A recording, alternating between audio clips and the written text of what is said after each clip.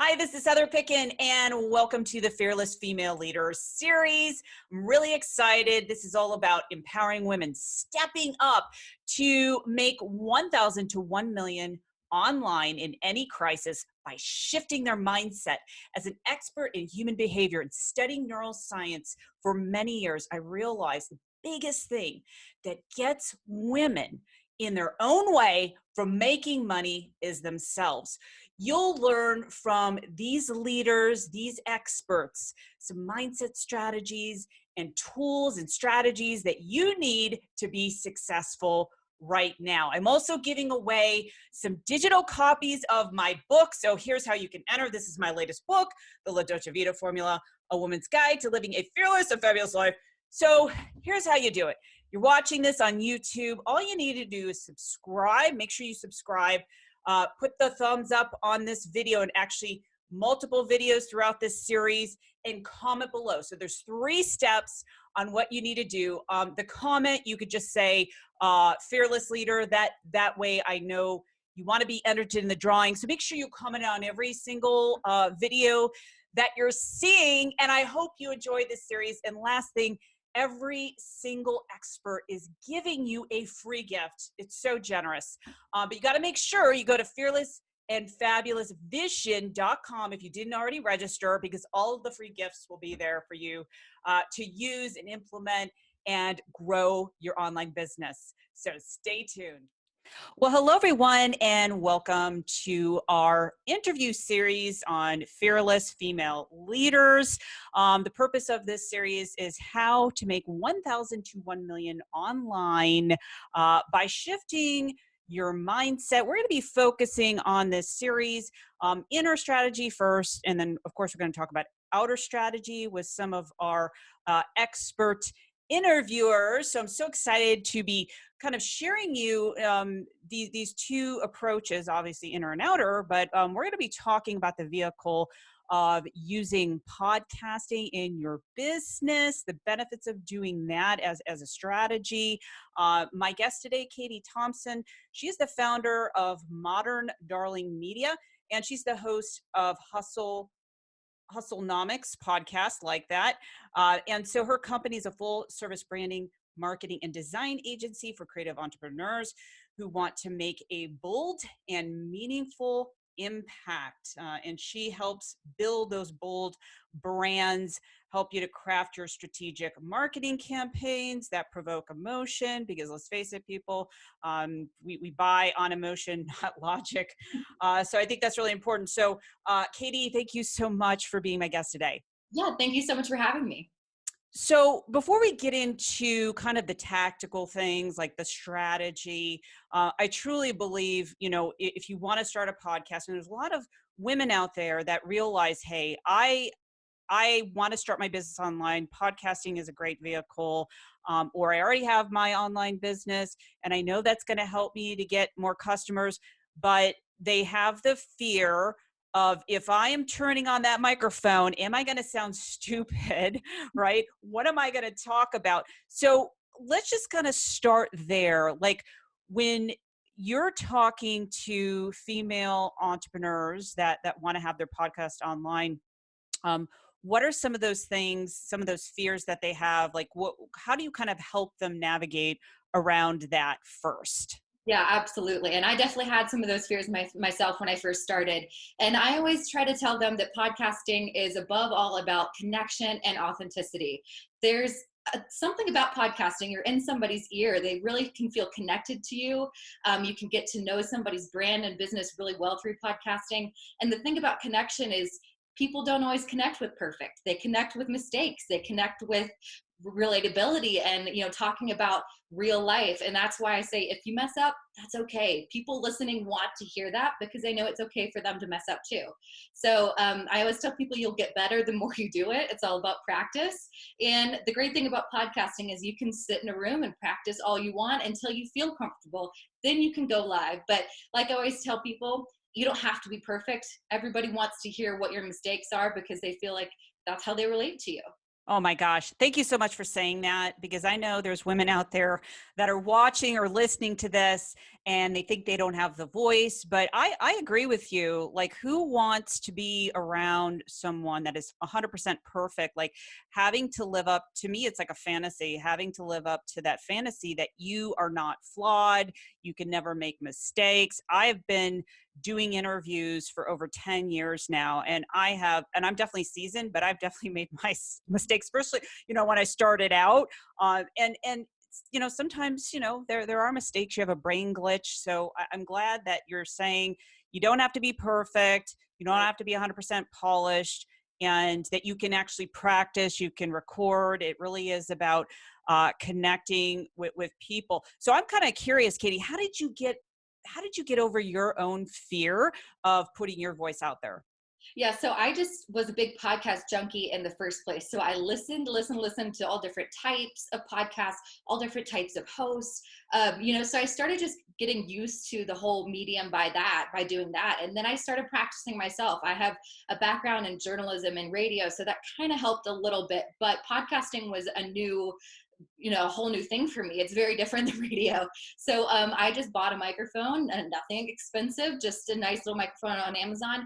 And I just started writing out topics that I really enjoyed. I actually took some blog posts that I'd written and I just started speaking them, getting used to that cadence and getting used to saying things out loud.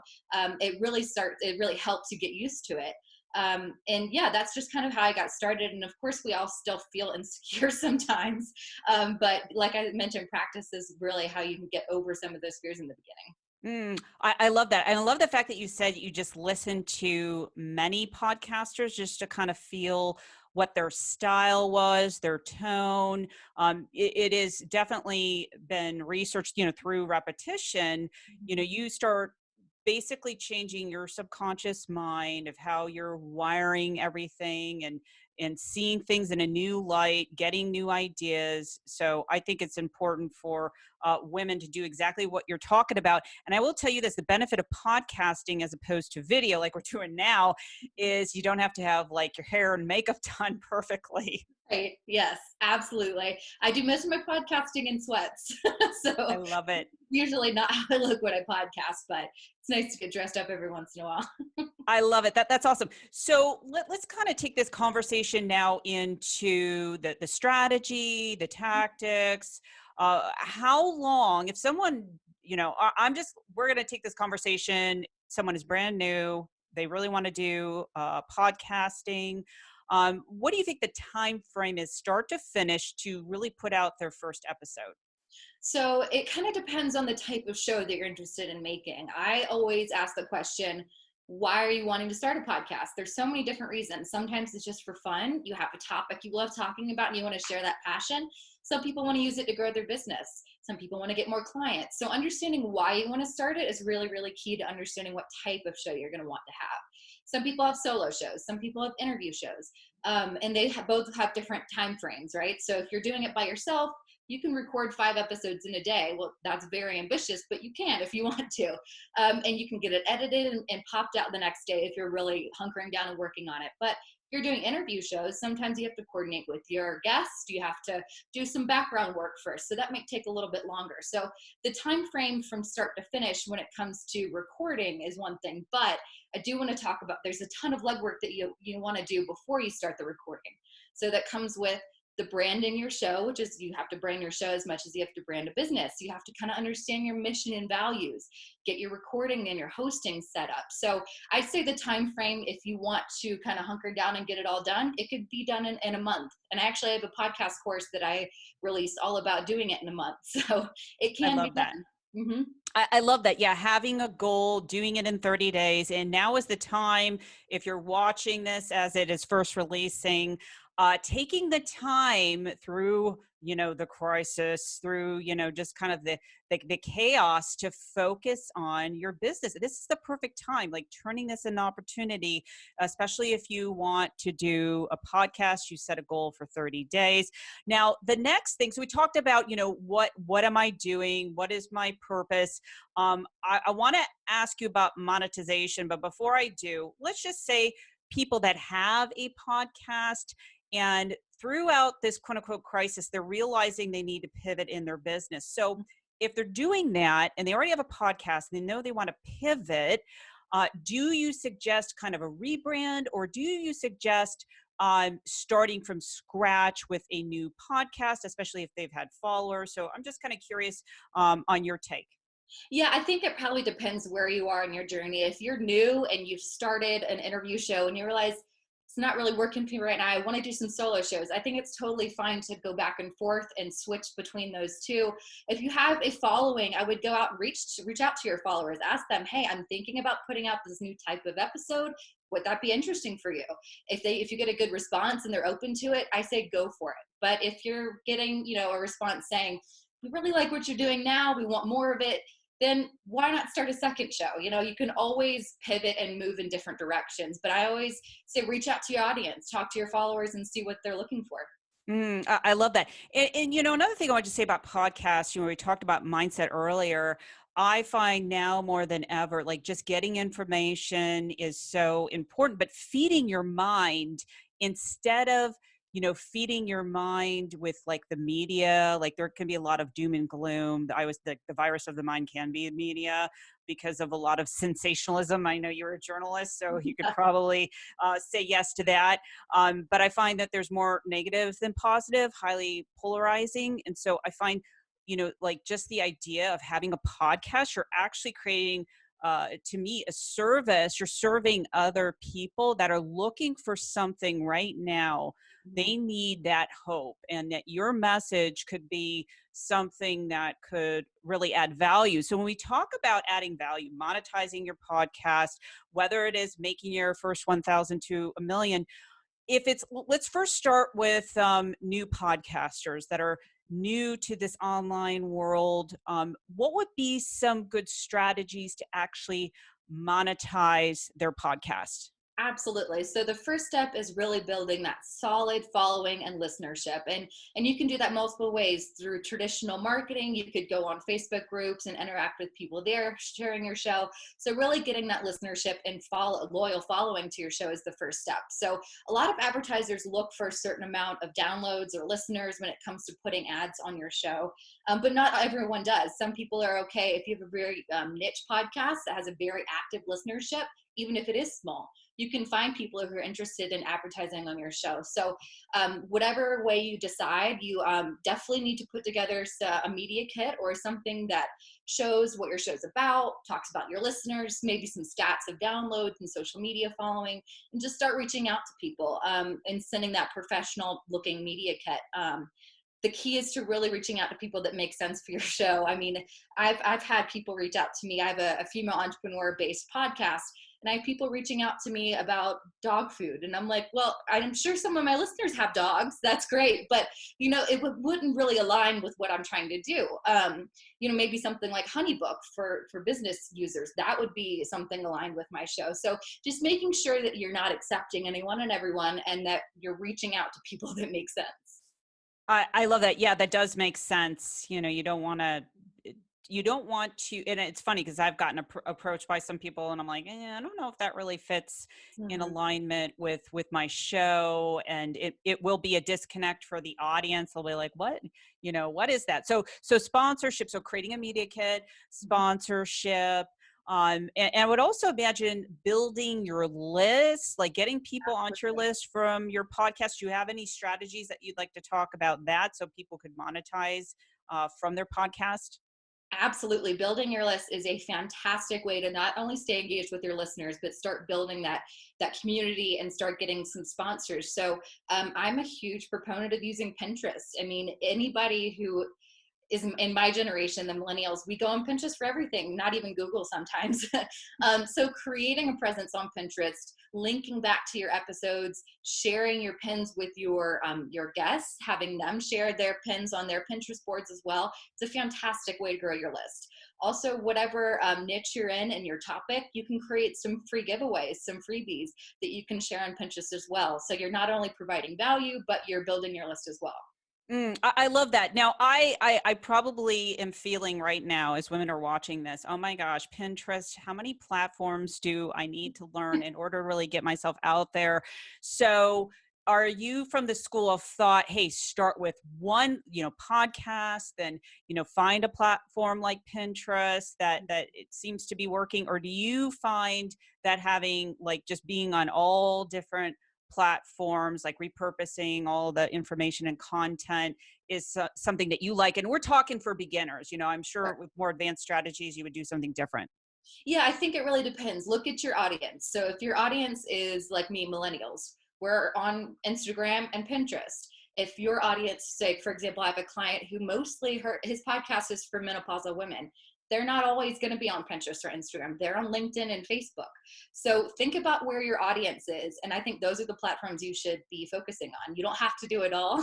I say choose few and do those well instead of choosing a bunch and spreading yourself thin. Yeah, I think that's a big relief for a lot of women listening right now. Like, oh, I don't have to do everything. Like, so getting clear, it goes back to getting clear. Like, what is my focus on my show?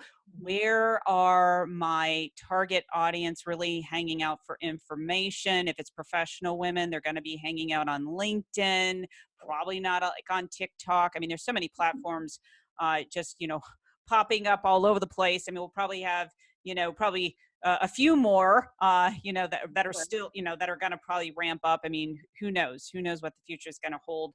But starting with things that makes sense. So what you're saying is definitely having a list, getting that actually freebie, so people are opting in.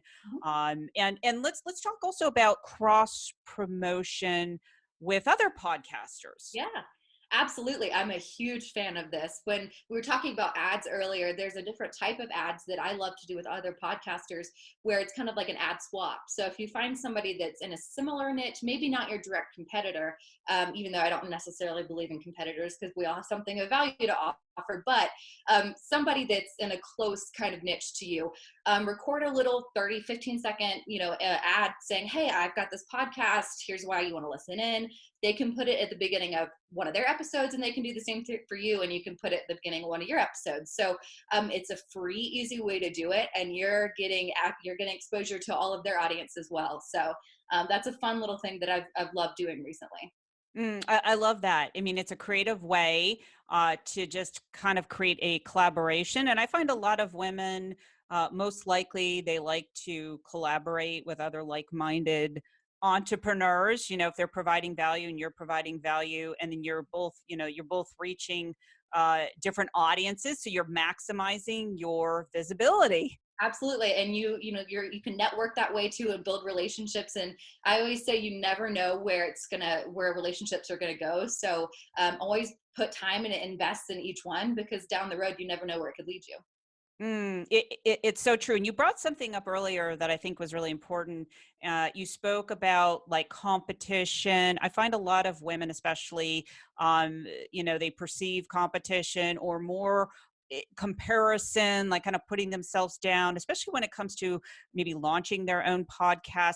So let's talk about that. Like how can a woman that is starting out, or maybe she wants to grow her brand and pivot in her podcast or whatever, but she's looking at all these other podcasts. I mean, now there's so many. The most popular way to access podcasting is through iTunes, right? Mm-hmm. Yeah. Yep. So let's kind of talk about that when women are kind of looking at other podcasts, comparing themselves, like, oh my gosh, like, I don't know if I can, be that person. So what would your advice be?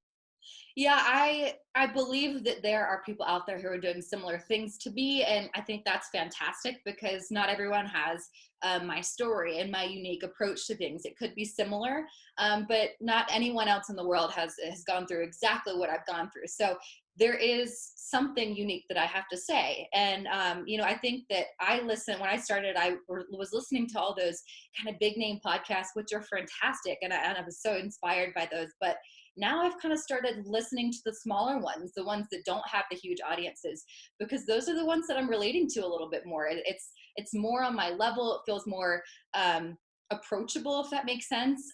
So even if you feel like you're not the biggest one out there, doesn't mean that people aren't listening and they're not looking for exactly what you have to say and have to offer. I love that. It kind of speaks to you got to believe in yourself. If you feel like you have a value, you're going to attract those people that will align with where you're at instead of you having to be, the top podcaster. That's a lot of pressure. Just kind of staying with your own genius zone and grow as you evolve as a person. Absolutely. And even if not one person listens to your show, and it's the first time I released the episode, I think I got 2 downloads. It was my mom and my aunt. But Woohoo! yeah, exactly. Even if no one listens to your show, think about all the valuable skills that you're gaining from doing podcasting. You're going to be becoming a better public speaker. You're going to be more eloquent. You're going to get more confident.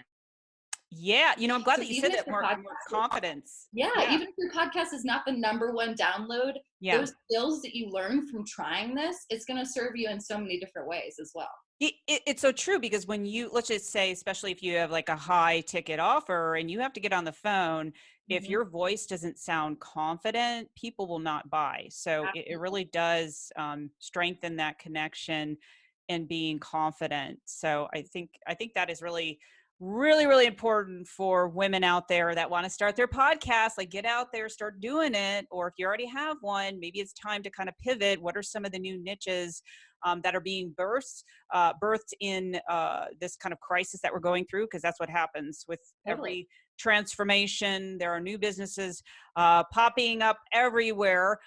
So I'm kind of curious, Katie, how did you get into this business? Like, what really inspired you? Yeah, so I got my master's degree in journalism and media studies, which I mentioned earlier, and went straight into the marketing field. Had a couple of different corporate jobs, and had some experiences that weren't great. Everybody has those, but I just really felt like I was missing out on something.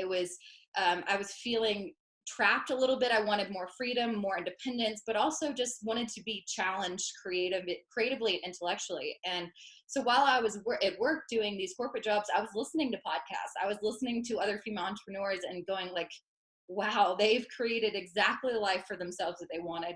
They're doing something they love every day, and it's still work, but they're loving doing it. So I started a little side hustle on the weekends doing photography. Quickly realized that doing wedding photography was not my thing because I love my weekends.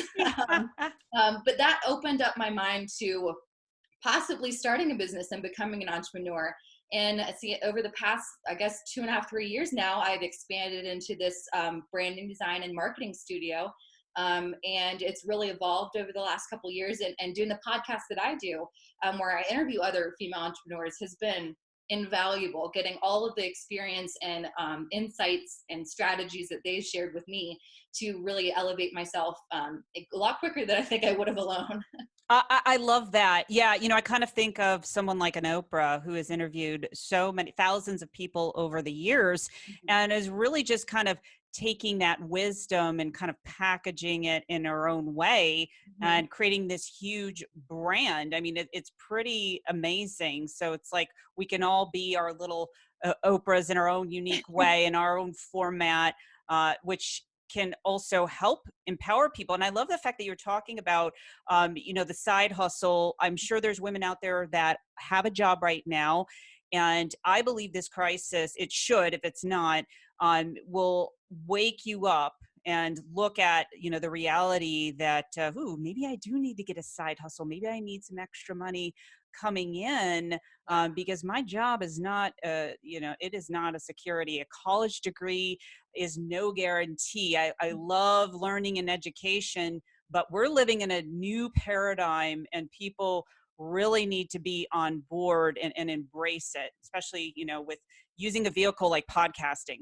Yes, absolutely. I couldn't agree more. I mean, now more than ever, having some kind of job or side hustle online is so valuable, whether that's virtual assistant or freelancing or writing or anything like that. You'd be surprised how you could use your skills that you never thought you could use online. You actually can. You just gotta search for it. So go into some of these job forums that source all of these online freelancing jobs, or even on Facebook, they have groups out there where they have VA jobs posted, with virtual assistant jobs posted. So some of those, if you're ever interested in checking it out or just dipping your toe in the water to figure out what working online is all about, those are some good places to take a look at. I love that. And Katie, before we go, I know you had mentioned earlier before we started this interview that you have a free gift, which is awesome. And could you tell a little bit about what that is? Absolutely. It's actually quite a few free gifts all packaged in one. It's a free resource library. It's got free resources on podcasting, social media, marketing, branding, graphic design. It's all in one. You just have to sign up once and you can download any of them anytime you want. There's workbooks, worksheets, guides, ebooks, all that kind of stuff in there. So a little bit of something for everybody. So you can go to my website and find that under the education tab. And my website is www.moderndollarmedia.com. Great. And we actually have a special link, I think, for people to click on. So when they're watching this, they can get direct access. Absolutely. Yes. And the Awesome. podcast is also free to download. You can find it on Spotify, iTunes, any kind of podcasting platform that you would like. Awesome. Perfect. Well, Katie, thank you so much for just sharing your expertise, your wisdom, helping to navigate around the mindset of podcasting and some of the strategies. Any last thoughts or words before we go today? If you have been thinking about podcasting, like we've talked about, this is the time to do it. There's so many people trying it right now, and we have a lot more free time than we did before. So definitely try it. If it's been on your mind for a while, this is your sign to go try it out. I love it. I love it. Well, thank you so much, Katie, for being my guest, and to everyone that is watching. If you want Katie's free gift, sounds like a lot of amazing things kind of wrapped around in a nice little virtual bundle.